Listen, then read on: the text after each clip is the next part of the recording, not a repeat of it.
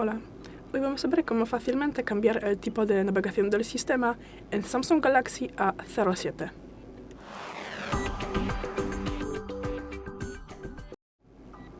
Para esto, entramos en los ajustes. Luego tendremos que bajar y nos interesa la pestaña pantalla. Bajamos y entramos aquí, en la barra de navegación. Aquí veremos dos modos de navegación. Ahora estamos usando botones virtuales y si queremos cambiar su disposición, entramos aquí en más opciones. Y aquí se puede conseguirlo. Aquí podemos activar los gestos. Y gestos también tienen sus propios ajustes.